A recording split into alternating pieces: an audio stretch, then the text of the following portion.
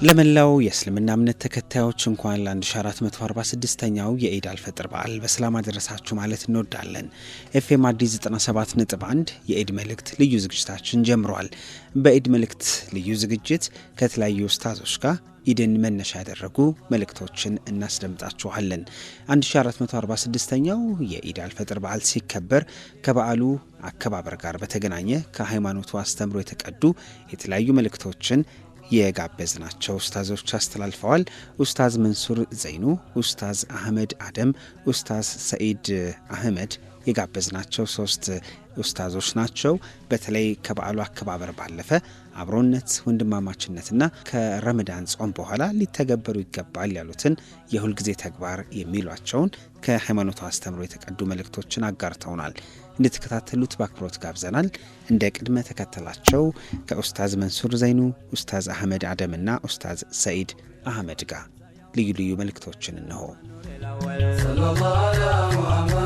ኢድ እንግዲህ ደስታ ማለት ነው። ወሩም በሙሉ ሙስሊሙ አላህን ሲገዛ፣ ሲጾም፣ ሲሰግድ፣ ተራዊህ ሲሰግድ ቆይቶ እንግዲህ ልክ ረመዳኑ እንዳለቀ ሸዋል የሚባል ወር ይመጣል።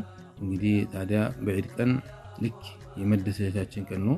አላህ በሚወደው ረሱል አለይሂ ሰላቱ ሰላም በሚወዱት ነብያችን ሰለላሁ ዐለይሂ ወሰለም ባዘዙት መሰረት የኢድን በዓል የኢድ ቀን ሰላት በመስገድ እንግዲህ በልዩ ሁኔታ ሰላት አለ የሚሰገድ በሱ ሁኔታ እናከብራለን። አሁን ትልቁ ቁም ነገር ከኢድ በኋላ ምን ማድረግ አለብን የሚለው ነው። እንግዲህ ረመዳን ላይ ስንጾም የነበረው ጾም ምላሳችን ከመጥፎ ነገር ከሐሜት ከተለያየ ወንጀል እንደቆጠብ ነው።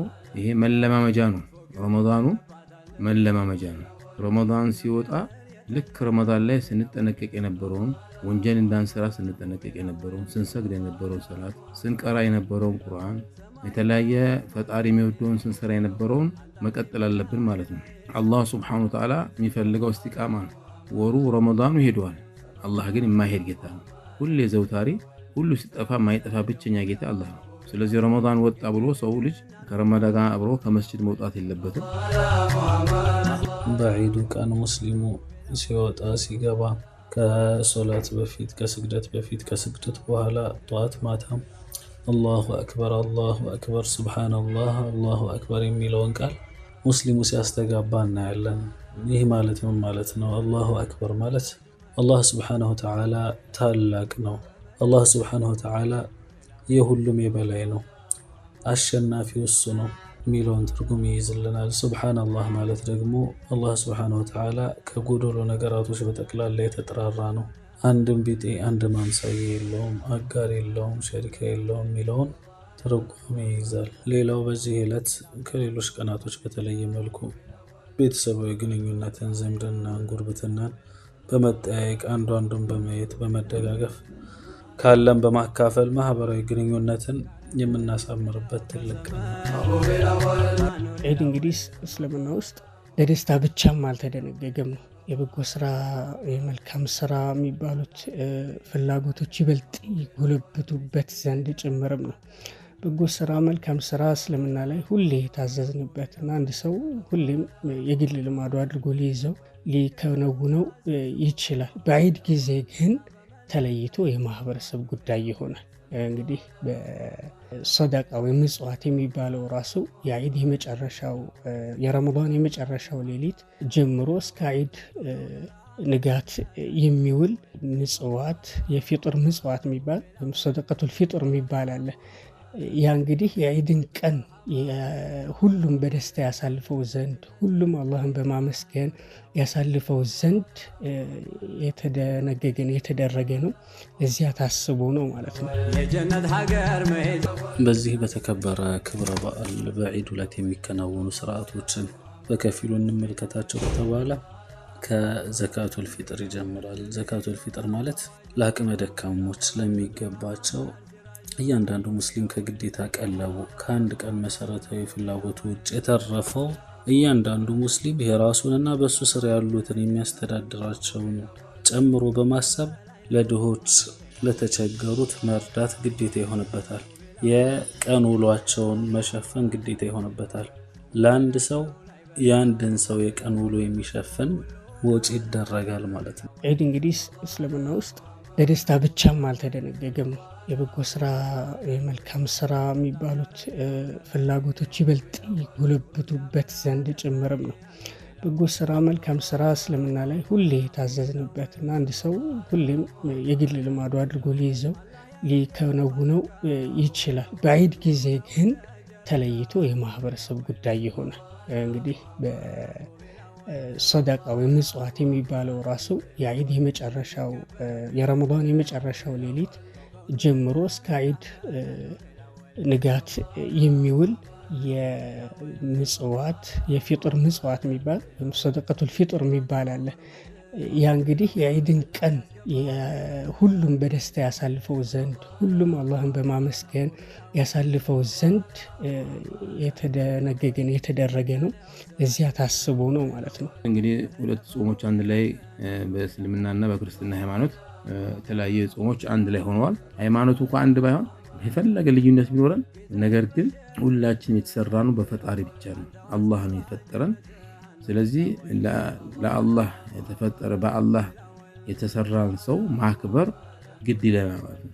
ስለዚህ አሁን ማንም ሰው በተለይ አሁን የኛም ጾም እንደዚሁም በክርስቲያን በኩል የነበረው ጾሞች ሁሉም ሰው በየቦታው ጸሎት እያደረገ መስጂድ ላይም ያለው ዱዓ እያደረገ ቆይቷል። እስልምና ሃይማኖቱ የቆመው ወንድማማችነት ነው። አንድነትን የሚጣራ ነው። መበታተንን የሚጠላ አንዱ አንዱን ሊተች አንዱ አንዱን ሊጎዳ አንዱ በአንዱ መጥፎ ሊያስብ የሚተች የሚነቅፍ ነው። ይህ መሰረቱ የቆመበት ነው። ወንድማማችነት፣ ፍቅር፣ ሰላም የሚባለው ነገር ዋናው ሃይማኖቱ የቆመበት ነው። ሁሉም ሙስሊም ሊገለጽበት የሚገባ ባህሪ ነው። የተደነገገ ነው። ግን ከኢትዮጵያ ጋር ሲያያዝ ደግሞ የተለየ ነገር ይበልጥ እንደሚጎላ አይረቅበትም ማንም። ክርስቲያኑም እስላሙም ፈጣሪውን እየለመነ ለአገር አማን ጥሩ ነገር ተሰርቷል ብዬ ገምታለሁ። አገር ሰላም እንዲሆን ሁሉም ሃይማኖት ተከባብሮ ተዋዶ በፍቅር የኖረ ከሆነ አገርም ሰላም ይሆናል እና በዚህ አጋጣሚ ዘንድሮ የሁለቱም መገጣጠም ጥሩ አጋጣሚ ነው። ረሱሉላህ እንግዲህ የአላህ መልእክተኛ ከተወለዱበት መካ ወደ መዲና ጉዞ ስደት ሂጅራ ሲያደርጉ መዲና የስሪብ በመባል ነበር መጀመሪያ የምትታወቀው። ስትታወቅ በረሃ ነች፣ ደረቅ በረሃ ነች። ለሰው ቀርቶ ለግመል እንኳን መኖሪያነት አመች አልነበረችም የምትባል ነበረች። እሳቸው ከገቡ በኋላ የነበረው ለውጥ ግን የተስተዋለ ነበር። ልማቱ፣ ልምላሜው ከግንባታውም ከልምላሜውም ይፋ የታየ ነበር። ወደ አብሪነት ወደ አንጸባራቂነት ነበር የቀየሯት። ያ እንግዲህ ሁሉም ሙስሊም ላይ መለዮ ለራሴ ብሎ ለጸድቅበታለሁ ብሎ የሚሰራው ነው።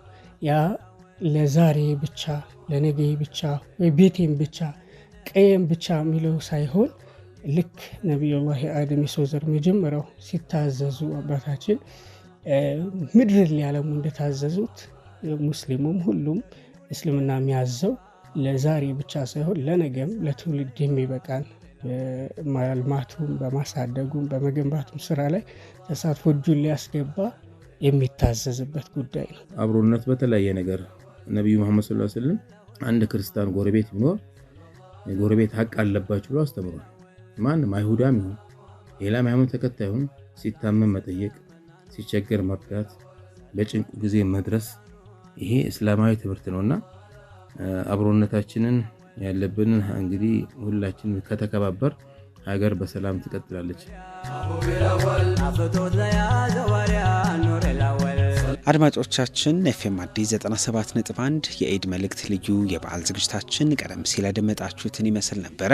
ኡስታዝ መንሱር ዘይኑ፣ ኡስታዝ አህመድ አደም እና ኡስታዝ ሰኢድ አህመድ ከኛ ጋር ቆይታ አድርገው በበዓሉ ከሃይማኖቱ አስተምሮ የተቀዱ መልእክቶችን አስተላልፈዋል። ለመላው የእስልምና እምነት ተከታዮች እንኳን ለ1446ኛው የኢድ አልፈጥር በዓል በሰላም አደረሳችሁ እያልን ቆይታችንን እናጠናቅቃለን። ከቀሪ የበዓል ፕሮግራሞች ጋር መልካም ጊዜ